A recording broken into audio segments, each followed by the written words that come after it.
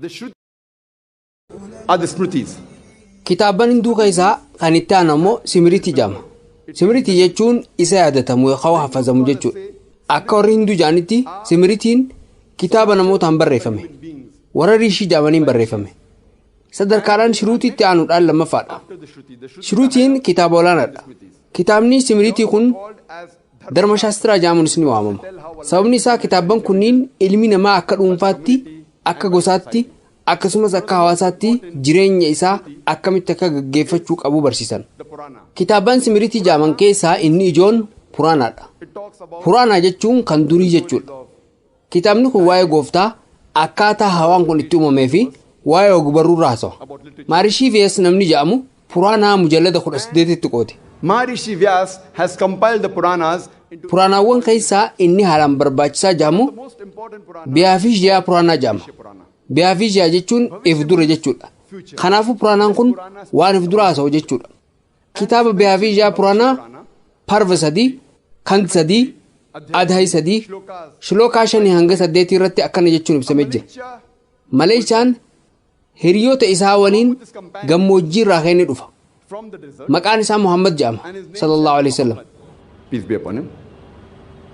And Raja Bhoj will give this Mahadev Arab. Raja Bhoj ammoo nama Arabaa kana Panjagarv keessatti qaama isaa dhiqa. Kabajaan isa simata. Ulfina guddaanis akkana jeetti dubbata. Yaa kabajamaa ilma namaa uummata hammeenyaan guutame irratti qabsaa'uuf humna jabaa ijaarree jira. Dubbiin Byaafijyaa Puraanaa parvi 3, kandi 3, adhayi 3, shilookaa 5 hanga 8 irra jiru kun Maleeshaan ni dhufa ja'a. Akka afaan Sanskriititti Maleeshaa jechuun nama biyya ambaa jechuudha. Hiriyoota isaa waliin dhufa ji. Kunis waa'ee sahaabotaati. Bakka Marustaal jedhamturraa dhufa ji. Akka afaan Sanskriititti Marustaal jechuun dirree cirrachaa yookaan gammoojjii jechuudha. Maqaan isaa Muhammad jedhama je. Sallallahu alaihi wasallam. Raja Bhoj nama Arabaa kana kabajaan isa simata. Yaa kabajamaa ilma namaa jee isa waama.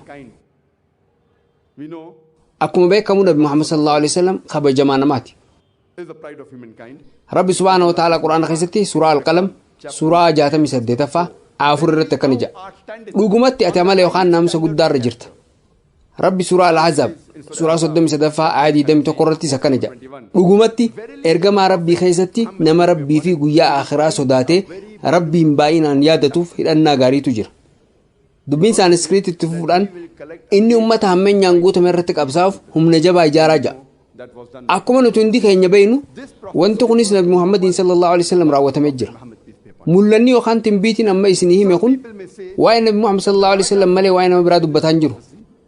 Namoonni tokko tokko akka jedhanitti Raja Bhoj jedhamee kan mul'ata kana keessatti himame jaarraa 11ffaa keessa jiraate. Sunis eega Nabi Muhammad sallallahu alaihi wasallam ergama isaanii xumuranii waggaa 500 booda jechuudha. Akkasumas inni hidda dhaloota Raajaa Shilavaan kurnaffaadha jedhan. Uummanni kun wanti hin hubatin tokko ni jira. Mootoleen Masrii maqaa duraa Fir'aawn jedhamuun beekamu. Fir'aawn nama tokko miti, nama hedduudha. Akkuma mootoleen Roomaa Qeesaar jedhamaa waamanitti Qeesaar tokko qofa miti. Qeesaarota hedduutu ture. Haaluma wal fakkaatuun mootolee Indiyaallee maqaa Bhoj jedhamuutu isaaniif kennamaa ture. Kanaafuu Raja Bhoj tokko qofa miti. Raja Bhojota hedduutu ture.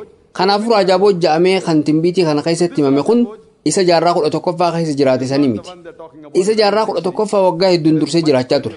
Dabalataan Byaafijyaa Puraanaa parvi 3, kandi 3, adhayi 3, shilookaa 10 hanga 27 irratti akkana jedha. 10 to 27. The land of the Malechas has been spoiled. Those the enemy who those killed earlier now he Dachiin Maleeshaan jeeqama. Diina dachii san jeequtu jira. Anillee nama Muhammad jedhamu akka namoota kanneen karaa qajeelaatti fiduu erga. Yaa Raja Bhoj gara dachii pishaachaa deemuun sirraan eeggamu. Sababni isaa an arjummaa kiyyaan asumatti si qajeelcha. My kindness will purify you where you are. Then a man with an angelic disposition. Itti aansuun namni maleeyikaa fakkaatu tokko gara Raja Bhojitti dhaquun akkana jedhe. Ishpat Parmaatmaa ergamee Arii Azar midachii kanarratti ni mul'ata. Hordofaan kiyya kun ni kittaanata. Mataa isaarraa eegeen qabu. Areeda ni guddisa. Warraaqsa addaa uuma. Waamicha sagadaa taasisa. Wantoota hayyamaman hunda ni nyaata. Foon bineensota hundaa ni nyaata. Garuu foon booyyee hin nyaatu. Inni mukaa fi baalaan hin qulqullaa'u. Inni waraanaan qulqullaa'a. Musalmaan jedhamee waamama. Timbiitiin kun waa'ee ergamaa xumuraa fi golabbii Nabi Muhammad sallallahu alaihi wasallam malee waa'ee nama biraa dubbataa hin jiru. Akka mul'ata kana keessatti himametti hordofaan kiyya ni kittaanata jedhe. Akkuma beeknu musliimoonni ni kittaanatu. Mataarraa eegeen qabu jedhe. Rifeensa duubaan akka eegee gad dheeratu jechuudha. Areeda guddisa jedhe. Warraaqsa uuma. Waamicha sagadaa taasisa jedhe. Kun waa'ee azaana nuti musliimoonni goonuti. Wantoota hayyaman hunda ni soorata. Foon bineensota hundaan ni nyaata.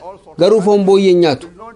Rabbi Quraana keessatti bakka afuritti suuraa Al-Baqaraa suuraa lammaffaa ayyaa 173 irratti, suuraa Al-Maayidaa suuraa 5ffaa ayyaa 3 irratti, suuraa Al-An'aam suuraa 6ffaa ayyaa 145 irratti, suuraa Al-Nahl suuraa 16ffaa ayyaa 115 irratti akkana jedha. 115 Hurrimat alaykumul maytatu waddamu wa lahmul khinziir wa ma uhilla li ghayrillah bi. Baktiin, dhiigni, foon booyyee wanti maqaa Rabbiitiin ala maqaan biraa isarratti ol fuudhamee qalame isinirratti haraam godhamee jira. Quraanni bakka garagaraa afuritti foon booyyee dhoorkamaadha waan nun jeef nuti musliimoonni foon booyyee nyaannu. Timbiitiin sun itti fufuudhaan inni mukaa fi baalaan hin qulqullaa'u waraanaan qulqullaa'u jedhe. Musalmaan jedhamanii waamaman jedhe. Mul'anni kun waa'ee dhufiinsa ergamaa xumuraa fi golabbii waa'ee Nabi Muhammad sallallahu alaihi wasallam haasawa. Dabalataan piyaa fi ijaa puraanaa parvi 3 adhaay 3 shilookaa 21 hanga 23 irratti magaalonni qulqulluun torban kaashii fasaadaan guutamu. Akkasumas rakshasis fasaada baay'atti. Have been filled with corruption and rakshas. In the land of the Malicha, the followers of the Malicha Dharma. Dachi Malicha irratti hordoftoonni Malicha Dharma ummata gaariidha. Amaloonni gaggaarii hundi isaan keessatti argamu. Biyya tanatti ammoo fasaada bifa garagaraatiin jiru hunda argina. Yaarishii maqaa gooftaa keetii faarsija. Timbiitiin kunis waa'ee Nabi Muhammad sallallahu alaihi wasallam haasawutti jira. Waa'een dhufiinsa Nabi Muhammad sallallahu alaihi wasallam Veedaa keessattis dubbatamee jira. He is prophesied in Atharva Ved. Kitaaba Atharva Ved 20ffaa him 127 mantiraa 1 hanga 14 irratti kuntab suktas jedhamee waamamee jira. Kuntab jechuun xannacha garaa keessatti dhokate jechuudha. Kana jechuun hiikaan mantiraa kanniinii dhokataadha. If dura ammoo waa'ee isaanii beekuuf deemtan jechuudha. Hiikaan biraa ammoo rakkoo irraa bilisa ta'uu jechuudha. Akkasumas nagaya jechuudha. Kun islaamummaan wal fakkaata. Dabalataanis hiikaa wiirtuu lafaa jiruus ni qaba. Akkuma beeknu Makka wiirtuu lafaati. Rabbi Quraana keessatti suuraa Al-Imraan suuraa 3ffaa ayyaa 96 irratti akkana jedha. Manni jalqabaa kan ibaadaaf qopheeffame bakka. Bakka jechuun maqaa biraa Makkaati. Yeroon amma qabu mantiraawwan 14 irraa akka haasa'uuf naa hin ayyamu. Gabaabumatti waa'ee mantiraawwan 4 duraanii qofa haasa'uu yaala. Atharva Ved kitaaba 20ffaa him 127 mantiraa 1 akkana jedha. Inni narashansaa jedhamaa jedha. Inni kawramaadha. Innis diina 69 irraa tiifamaadha. Mantiraan lammaffaa ammoo akkana jedha. Inni rishii gaala yaabbatu. Mantiraan sadaffaa ammoo akkana jedha. Inni maamaa rishiidha. Mantiraan afuraffaa ammoo akkana jedha. Inni vajjaviis reeb. Mantiraan duraa inni nara shansaadha jedha. Akka saaniskiriititti nar jechuun ilma namaa jechuudha. Shansaa jechuun ammoo prashansaadha. Galatoonfamaa jechuudha. Kanaafuu walitti ilma namaa galatoonfamaa jechuudha. Kun ammoo qajeelatti hiikaa afaan Arabaa kan Muhammad juuti. Sunis maqaa nabiyyi xumuraa fi golabbii Nabi Muhammad sallallahu alaihi wasallam. Dabalataan inni kawramaa jedhamee ibsamee jira. Hiikaan kawramaa inni tokko mootii nagayaa jechuudha. Nabiin keenya jaalatamaan Nabi Muhammad sallallahu alaihi wasallam mootii nagayaati. Hiikaan biraa kan kawramaa ammoo baqataa jechuudha. Akkuma beeknu Nabi Muhammad sallallahu alaihi wasallam Makka irraa gara Madiinaa godaananii jiran. Kanaafuu isaan baqataa turan. Dabalataan inni diina 69 irraa tiifame jedhamee jira. Akkuma nuti beeknu jiraattonni Makkaa warri yeroo sanitti diina Nabi Muhammad sallallahu alaihi wasallam turan 60 tti dhiyaatu. Mantiraan lammaffaan inni rishii gaala yaabbatu jedha. Rishiiwwan Indiyaatiis ta'ee Birahamaawwan Indiyaa gaala yaabbatan. Sababni isaa gaala yaabbatuun isaaniif dhorkamaadha. Manusmirtii boqonnaa 11 lakkoofsa 202 irratti Birahamaan gaala yookaan harree yaabbatu jedhamee barreeffamee jira. Kanaafuu namni gaala yaabbatu kun nabiyyii biyya ambaa ta'uu qaba. Mantiraan sadaffaan ammoo inni mahaarishii yookaan maamaarishiidha jedha. Namoonni gariin maamaa jechuun Muhammad jechuudha jedhan. Gariin ammoo rishii jabaa jechuudha jedhan.